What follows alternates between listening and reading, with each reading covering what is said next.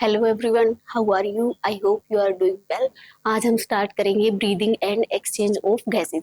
तो सबसे पहले आता है ब्रीदिंग क्या होती है। What is breathing? ब्रीदिंग जो नॉर्मली हम इनहेल कर रहे हैं, एक्सहेल कर रहे हैं, उसी को क्या बोलते हैं? ब्रीदिंग बोलते हैं। Breathing and exchange of gases. Process of exchange of oxygen from the atmosphere with CO2 produced in the cells is called breathing। उसी को क्या बोलते हैं? ब्रीदिंग बोलते हैं। जो नॉर्मली इनहेल कर रहे हैं, जो एक्सहेल कर रहे हैं, जो सांस ले रहे हैं, सांस छोड़ रहे हैं, वो क्या होती है? ब्रीदिंग होती है। रेस्पायरेशन भी बोलते हैं उसको। Respiratory organs of different animals. इसके अंदर क्या क्या रेस्पायरेटरी ऑर्गन्स होते हैं, ये हम एनिमल किंगडम में पढ़ चुके हैं। इसके अंदर क्या क्या रेस्पायरेटरी ऑर्गन्स होते हैं? अब जैसे पोरिफेरा होता है, पोरिफेरा में क्या होता है? डिफ्यूजन होता है। निडेरिया में भी डिफ्यूजन होता है। टिनोफोरा में रेस्पायरेटरी ऑर्गन होते ही नहीं है। इनमें पोरिफेरा, इनमें सिंपल डिफ्यूजन होता है। पोरिफेरा में, निडेरिया में, इनमें क्या होता है? सिंपल डिफ्यूजन होता है। सिंपल डिफ्यूजन से ही वो रेस्पायर करते हैं। टिनोफोरा में रेस्पायरेटरी ऑर्गन्स होते ही नहीं है। टिनोफोरा में होते नहीं। टिनोफोरा के बाद प्लेटिहेल्मिन्थस। प्लेटिहेल्मिन्थस में क्या होता है? उसमें भी डिफ्यूजन होता है। प्लेटिहेल्मिन्थिस में भी क्या होता है? सिंपल डिफ्यूजन होता है। एसके हेल्मिन्थिस, एसके हेल्मिन्थिस में भी क्या होता है? सिंपल डिफ्यूजन होता है। प्लेटिहेल्मिन्थिस को क्या बोलते हैं? Flat warm. प्लेटिहेल्मिन्थिस को क्या बोलते हैं? Flat warm. एसके हेल्मिन्थिस को क्या बोलते हैं? Round warm. एसके हेल्मिन्थिस को क्या बोलते हैं? Round warm. एनिलिडा, एनिलिडा में क्या होता है? मोइस्ट क्यूटिकल होती है। एनिलिडा में रेस्पायरेटरी ऑर्गन, एनिलिड्स किसके थ्रू रेस्पायर करते हैं? मोइस्ट क्यूटिकल के थ्रू। आर्थ्रोपोडा, आर्थ्रोपोडा जो होता है लार्जेस्ट फाइलम होता है। आर्थ्रोपोडा लार्जेस्ट फाइलम होता है। आर्थ्रोपोडा के अंदर जो अलग अलग है, जैसे प्रोन्स है, प्रोन्स में जो रेस्पायरेशन होता है किससे होता है? गिल से होता है। क्रैब है, उसमें बुक गिल से होता है। इंसेक्ट में ट्रेकिया से होता है। स्कॉर्पियंस में बुक लंग से होता है। तो अगर ये भी पूछे कि ऐसा कौन सा फाइलम है जिसमें से इन चारों से रेस्पायरेशन होता है, तो कौन सा होता है? आर्थ्रोपोडा। आर्थ्रोपोडा लार्जेस्ट फाइलम होता है। ठीक है। उसके बाद है मोलस्का। मोलस्का होता है सेकंड लार्जेस्ट फाइलम है। Mollusca second largest phylum. Mollusca में क्या होते हैं? Feather like gills. मोलस्का में रेस्पायरेटरी ऑर्गन्स क्या होते हैं? Feather like gills. Echinodermata, Echinodermata में भी गिल्स होते हैं। हेमिकोर्डेट, हेमिकोर्डेट में भी गिल्स होते हैं। यूरोकोर्डेटा फेरेंजियल गिल स्लेट्स होती हैं। सिफेलोकोर्डेटा फेरेंजियल गिल स्लेट्स होती है। फिश मछलियां जो होती है उनका तो अलग से पता है हमें क्या होती है? गिल्स होती है। एम्फीबियंस में लंग्स, रेप्टाइल्स में लंग्स, बर्ड्स में भी लंग्स, मैमल्स में भी लंग्स। जो रेस्पायरेशन गिल्स के थ्रू हो रहा है, जो रेस्पायरेशन गिल्स के थ्रू हो रहा है, उसको क्या बोलते हैं? Branchial respiration. उसको क्या बोलते हैं? Branchial respiration. जो लंग्स से हो रहा है उसको पल्मोनरी। लंग्स के लिए क्या वर्ड यूज करते हैं? पल्मोनरी। जो स्किन से हो रहा है, स्किन से हो रहा है, उसको क्या बोलते हैं? क्यूटेनियस। जो स्किन के थ्रू होता है उसको क्या बोलते हैं? क्यूटेनियस। ठीक है। जो गिल से हो रहा है ब्रोंकियल रेस्पायरेशन, जो लंग्स से हो रहा है पल्मोनरी रेस्पायरेशन, जो स्किन से हो रहा है क्यूटेनियस रेस्पायरेशन। ठीक है। Common passage for food and air, ये हमने डाइजेस्टिव सिस्टम में भी पढ़ा है। Common passage for food and air, pharynx. Pharynx जो होता है, फेरिंग्स तक हवा और खाना एक ही उसमें जा रहे हैं, एक ही पाइप में जा रहे हैं। उसके बाद अलग अलग होते हैं। Cartilaginous box which help in sound production. Sound production में कौन हेल्प करता है? लेरिंग्स। लेरिंग्स मेल के अंदर प्रोमिनेंट होता है। एडम्स एप्पल बोलते हैं उसको। लेरिंग्स एक कार्टिलेज, कौन सी कार्टिलेज होती है? हाइलिन कार्टिलेज होती है। हाइलिन कार्टिलेज से लेरिंग्स बना हुआ होता है।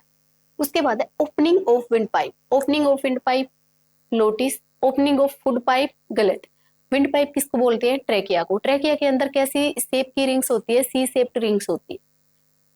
फूड पाइप किसको बोलते हैं? इसोफेगस को। इसोफेगस के अंदर कोई डाइजेशन नहीं होता है। इसोफेगस क्या करती है? खाने को यहाँ से स्टमक तक लेके जाती है बस। इसोफेगस की लेंथ कितनी होती है? 25 सेंटीमीटर। ह्यूमन रेस्पिरेटरी सिस्टम, इंसान जो है कैसे सांस ले रहा है। ह्यूमन रेस्पिरेटरी सिस्टम, तो सबसे पहले क्या होती है? नोस्ट्रिल्स। ये जो बाहर से हमें दिख रही है वो है एक्सटर्नल नोस्ट्रिल्स। नोस्ट्रिल से जब हवा, जो ऑक्सीजन हम ले रहे हैं, कहाँ जाएगी? नोस्ट्रिल से कहाँ जाएगी? फेरिंग्स में। फेरिंग्स के कौन कौन से 3 पार्ट होते हैं? Oropharynx, nasopharynx, लेरिंजोफेरिंग्स। फेरिंग्स से कहाँ जाएगी, लेरिंग्स में, लेरिंग्स से ट्रेकिया और ट्रेकिया से लंग्स में। During swallowing glottis can be convert covered by A cartilaginous flap, और उसी कार्टिलेजिनियस फ्लैप को क्या बोलते हैं, एपिग्लोटिस। एपिग्लोटिस क्यों कवर करके रखती है उसको वो, ताकि जो खाना है वो खाना हवा वाली पाइप में ना चला जाए, खाना उसी में रहे जो खाने के लिए बनी है, वो हवा वाली में ना जाए। एपिग्लोटिस क्या करती है, उसको कवर करके रखती है। तो रेस्पिरेटरी सिस्टम होता है, उसको फ्लो चार्ट से देखते हैं। सबसे पहले हमने सांस लिया, क्या होती है सबसे ऊपर, एक्सटर्नल नोस्ट्रिल्स, एक्सटर्नल नोस्ट्रिल्स, फिर इंटरनल नोस्ट्रिल्स, उसके बाद कहाँ जाएगा, फेरिंग्स में, फेरिंग्स के बाद कहाँ जाएगा, लेरिंग्स, लेरिंग्स के बाद ट्रेकिया, ट्रेकिया को क्या बोलते हैं, विंड पाइप, ट्रेकिया को क्या बोलते हैं, विंड पाइप। हाइलिन कार्टिलेज होती है, इसमें भी कौन सी कार्टिलेज होती है, हाइलिन कार्टिलेज होती है, सी शेप्ड रिंग्स बनी हुई होती है ट्रेकिया के अंदर। कैसी शेप होती है, सी शेप रिंग्स होती है ट्रेकिया में। ठीक है। ट्रेकिया के बाद primary bronchiole, secondary bronchiole. Trachea के बाद को क्या करता है, डिवाइड करता है प्राइमरी ब्रोंक्यूल में, सेकेंडरी ब्रोंक्यूल में, सेकेंडरी ब्रोंक्यूल के बाद टर्शरी ब्रोंक्यूल में, टर्शरी ब्रोंक्यूल के बाद इनिशियल ब्रोंक्यूल्स, पहले स्टार्ट होगा इनिशियल ब्रोंक्यूल्स, फिर टर्मिनल ब्रोंक्यूल्स, टर्मिनल ब्रोंक्यूल्स के बाद यहाँ पे डक्ट्स होती है एल्वियोलाई की, ducts of alveoli, ducts of alveoli, और उसके बाद एओर्टा, और फिर उसके बाद जाता है वो एल्वियोलाई। ठीक है।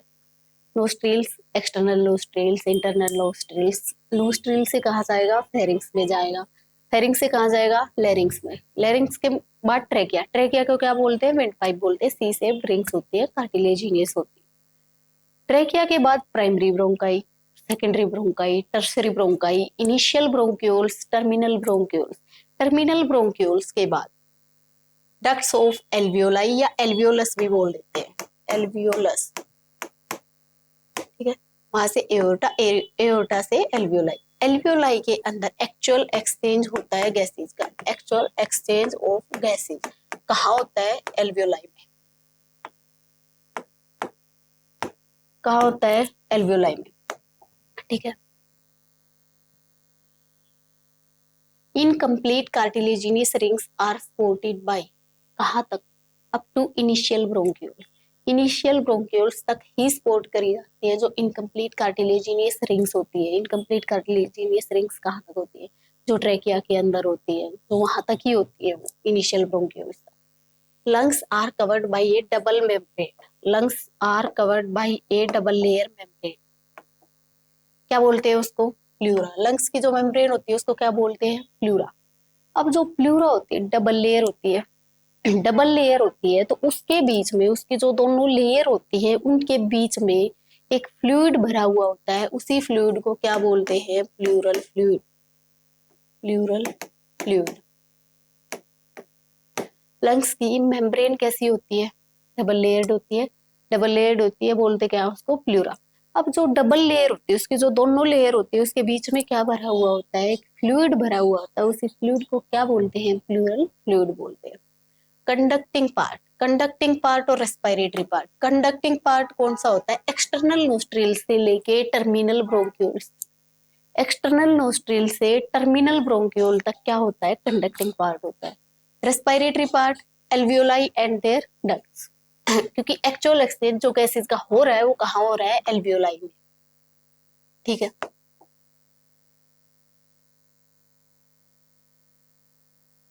उसके बाद है इंस्पायरेशन एक्सपायरेशन, जब हम सांस ले रहे हैं, जब हम सांस छोड़ रहे हैं, जब हम सांस ले रहे हैं तो जो इंट्रापल्मोनरी प्रेशर होगा वो ज्यादा होगा, कम होगा, कॉमन सेंस की बात है ये। जब हम सांस ले रहे हैं, जब हम इनहेल कर रहे हैं तो इंट्रापल्मोनरी प्रेशर कैसा होगा, कम होगा। जब अंदर प्रेशर कम है तभी तो बाहर से हवा ले रहे हैं, जब अंदर प्रेशर ज्यादा होगा तो क्या होगा, बाहर निकलेगी। जब अंदर प्रेशर कम है तो ये तो बाहर से अंदर जा रही है, जब अंदर प्रेशर ज्यादा हो जाएगा तो अंदर से बाहर आएगी। तो इंट्रापल्मोनरी प्रेशर जब इनहेल कर रहे हैं, जब सांस ले रहे हैं तो क्या होगा, वो कम होगा। जब एक्सहेल कर रहे हैं तो क्या होगा, बढ़ेगा। Muscles, diaphragm and intercostal muscles. अब जो डायफ्राम होता है, जो इंटरकोस्टल मसल्स होता है, जब हम सांस ले रहे हैं, जब हम सांस लेंगे तो वो कॉन्ट्रैक्ट करेगा या रिलैक्स करेगा? कॉन्ट्रैक्ट करेगा। जब हम सांस छोड़ते हैं, छोड़ के देखो तुम, जब तुम सांस छोड़ रहे हो तो एकदम तुम्हें ऐसा लग रहा है रिलैक्स हो रहा है। जब हम सांस ले रहे हैं तो कॉन्ट्रैक्ट कर रहे हैं, जब हम सांस छोड़ रहे हैं तो क्या करेगा? रिलैक्स करेगा। ठीक है।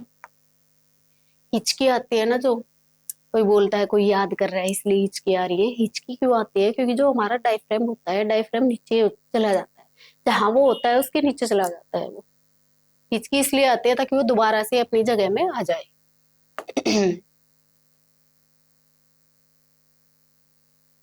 We have ability to increase the strength of inspiration and expiration with the help of, जो हम इनहेल कर रहे हैं, जो एक्सहेल कर रहे हैं, उसको बढ़ाने की ताकत, उसको बढ़ाने की ताकत किसकी हेल्प? एब्डोमिनल मसल्स की हेल्प से उसको हम बढ़ा सकते हैं।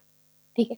इनहेल एक्सहेल जो हम कर रहे हैं उसकी स्ट्रेंथ को हम इंक्रीज कर सकते हैं with the help of abdominal muscles. Average breathing rate, एक इंसान, एक हेल्दी इंसान 1 मिनट के अंदर कितनी बार सांस लेता है? कितनी बार सांस लेता है? 12 से 16 बार सांस लेता है एक हेल्दी इंसान 1 मिनट के अंदर। Volume of air involve in breathing can be estimated by, किससे उसको मेजर करते हैं? वॉल्यूम ऑफ एयर किससे मेजर करते हैं? स्पायरोमीटर। किससे मेजर करते हैं उसको? स्पायरोमीटर से। ठीक है। एक इंसान कितनी बार सांस ले रहा है? 12 से 16 बार। किसकी, कौन सी मसल्स की हेल्प से हम इंस्पायरेशन एक्सपायरेशन रेट बढ़ा सकते हैं? Abdominal muscles. Volume of air किससे मेजर करते हैं? स्पायरोमीटर से। ठीक है।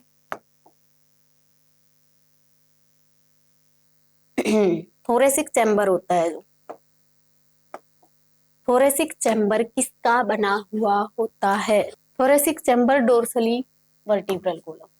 डोर्सल साइड कौन सी होती है? पीछे वाली। आगे वाली कौन सी होती है? वेंट्रल। पीछे कौन सी होती है? डोर्सल।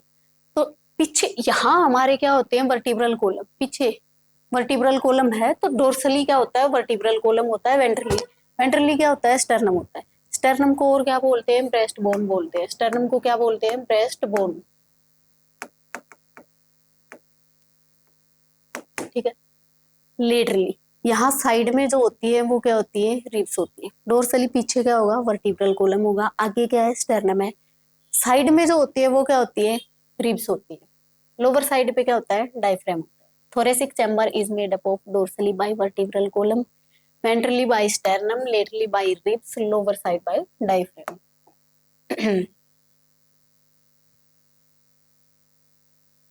उसके बाद है volume of air. Volume of air, tidal volume. Tidal volume क्या होती है? टाइडल वॉल्यूम नॉर्मली हम जो सांस ले रहे हैं, जो सांस छोड़ रहे हैं, नॉर्मली जो सांस ले रहे हैं, जो छोड़ रहे हैं, वो क्या होती है? Tidal volume. टाइडल वॉल्यूम होती कितनी है? 500 ml। ठीक है। उसके बाद आता है inspiratory reserve volume. Inspiratory reserve volume, yoga करता है इंसान, योगा करता है तो जब वो ऐसे सांस लेता है ना, जितना लंबा सांस उससे लिया जाता है ऐसे लेके रखता है उसको, वही क्या होता है? Inspiratory reserve volume. Inspiratory reserve volume, tidal volume तो उसमें होती ही होती है। इंस्पायरेटरी, ये कैपेसिटी पढ़ेंगे तो पढ़ेंगे। इंस्पायरेटरी रिजर्व वॉल्यूम क्या होती है? फोर्सफुली एक इंसान कितना सांस ले पा रहा है, वो क्या होगी? Inspiratory reserve volume. Inspiratory reserve volume होती कितनी है? 2500 से 3000 ml। कितनी होती है? 2500 से 3000 ml। 2500 से 3000 ml। ठीक है। उसके बाद expiratory reserve volume. Expiratory reserve volume, अब ऐसा तो है नहीं कि किसी ने सांस ले लेके छोड़ दिया, वो छोड़ेगा भी। कोई सांस अगर खींच रहा है लंबा तो सांस छोड़ेगा भी। तो ऐसा जब करता है इंसान कि जितना सांस वो छोड़ सकता है उतना उसने छोड़ दिया, वो क्या होती है? Expiratory reserve volume. Expiratory reserve volume, volume of air a person can expire by a forceful expiration, उसी को क्या बोलते हैं? Expiratory reserve volume. Expiratory reserve volume होती है 1000 टू 1100 ml। 1000 से 1100 ml होती है। उसके बाद है रेजिडुअल वॉल्यूम। इंसान ने सांस ले भी लिया, इंसान ने सांस छोड़ भी दिया, जब फोर्सफुल एक्सपायर कर दिया, जब फोर्सफुली एक्सहेल कर दिया है, तो उसके बाद भी क्या कोई हवा हमारे लंग्स के पास बचती है या नहीं बचती? जब हम फोर्सफुल सांस छोड़ चुके हैं, एक्सहेल कर चुके हैं, तो क्या हमारे लंग्स के पास कोई हवा बचती है? नहीं बचती। बचती। उसी को क्या बोलते हैं? Residual volume. Volume of air remaining in the lungs even after a forceful expiration, उसको क्या बोलते हैं? Residual volume. रेजिडुअल वॉल्यूम कितनी होती है? 1100 से 1200 ml, 1100 से 1200 ml, ठीक है। उसके बाद है tidal volume of air a person can inspire after a normal expiration. अब आ गई कैपेसिटी। अब तक क्या पढ़ी हमने? वॉल्यूम, टाइडल वॉल्यूम है, इंस्पायरेटरी रिजर्व वॉल्यूम है, एक्सपायरेटरी रिजर्व वॉल्यूम है, रेजिडुअल वॉल्यूम। उसके बाद आती है कैपेसिटी, इंस्पायरेटरी कैपेसिटी। अब इंस्पायरेटरी कैपेसिटी है तो इंस्पायरेटरी कैपेसिटी क्या होगी? Total volume of air a person can inspire after a normal expiration. कितनी हवा एक इंसान इनहेल कर रहा है आफ्टर ए नॉर्मल एक्सहेलेशन, उसी को क्या बोलते हैं? Inspiratory capacity. इंस्पायरेटरी कैपेसिटी क्या होती है? Tidal volume plus IRV। Tidal volume कितनी होती है हमारी? 500। IRV कितनी होती है? 2500 से 3000 ml। तो ये क्या होगी हमारी इंस्पायरेटरी कैपेसिटी। इंस्पायरेटरी कैपेसिटी के बाद एक्सपायरेटरी कैपेसिटी। एक्सपायरेटरी कैपेसिटी क्या होगी? Total volume of air a person can expire after a normal inspiration. कितनी हवा एक इंसान नॉर्मल इनहेलेशन के बाद बाहर निकाल रहा है, एक्सहेल कर रहा है, वो क्या होगी? Expiratory capacity. Expiratory tidal volume plus ERV। उसके बाद maximum volume of air a person can breathe in after a forceful expiration. Forceful expiration के बाद उसको क्या बोलते हैं? Vital capacity. वाइटल कैपेसिटी क्या होती है? Tidal volume plus inspiratory reserve volume plus expiratory reserve volume. Total volume of air accommodated in the lungs, मतलब टोटल लंग कैपेसिटी होती है। टोटल लंग कैपेसिटी कितनी होती है? Vital capacity plus residual volume. Vital capacity, vital capacity में सारे आ गए हमारे। वाइटल कैपेसिटी क्या बचा? Residual volume. रेजिडुअल वॉल्यूम जब फोर्सफुल एक्सहेलेशन के बाद जो हवा हमारे लंग्स के पास बच गई है उसको अगर उसमें जोड़ देंगे तो क्या आ जाएगी? हमारी टोटल लंग कैपेसिटी, ठीक है। टोटल लंग कैपेसिटी होती है हमारी 6000 ml। उसके बाद है partial pressure of oxygen and CO2 at different parts. Partial pressure of oxygen and CO2 at different parts. Oxygen का पार्शियल प्रेशर कितना होता है? कार्बन डाइऑक्साइड का पार्शियल प्रेशर कितना होता है? जो एटमॉस्फेयर होता है, एटमॉस्फेयर में ऑक्सीजन का पार्शियल प्रेशर सबसे ज्यादा होता है 159। एटमॉस्फेयर में ऑक्सीजन का पार्शियल प्रेशर कितना होता है? 159। एल्वियोलाई में गया, कम हो गया 104। एल्वियोलाई में कम हो गया 104। सबसे ज्यादा एटमॉस्फेयर में ऑक्सीजन का पार्शियल प्रेशर सबसे ज्यादा कहाँ है? एटमॉस्फेयर में। कितना है? 159, 159। एल्वियोलाई में कितना हो गया? 104। डीऑक्सीजनेटेड ब्लड, डीऑक्सीजनेटेड ब्लड में 40, ऑक्सीजनेटेड ब्लड में 95, टिश्यू में 40। टिश्यू में सेचुरेशन हो जाता है, उसके बाद मतलब उससे कम नहीं होगा। ऑक्सीजन का पार्शियल प्रेशर एटमॉस्फेरिक एयर में कितना है? 159। एटमॉस्फेरिक एयर में 159 है, एल्वियोलाई में 104। सबसे ज्यादा कहाँ होगा? एटमॉस्फेयर में। एल्वियोलाई में 104, डीऑक्सीजनेटेड ब्लड में 40, ऑक्सीजनेटेड ब्लड में 95, टिश्यू में 40। तक कार्बन डाइऑक्साइड का एटमॉस्फेरिक प्रेशर। कार्बन डाइऑक्साइड कितनी होती है एटमॉस्फेयर में? 0.3%। कार्बन डाइऑक्साइड कितनी है एटमॉस्फेयर में? 0.3%। एल्वियोलाई में 40, डीऑक्सीजनेटेड ब्लड में 45 होती है, ऑक्सीजनेटेड ब्लड में 40 होती है, टिश्यू में 45 होती है। कार्बन डाइऑक्साइड एटमॉस्फेयर में कितनी होती है? 0.3%। एल्वियोलाई में 40%, डीऑक्सीजनेटेड ब्लड में 45, ऑक्सीजनेटेड ब्लड में 40 और टिश्यू में 45 होती है, ठीक है।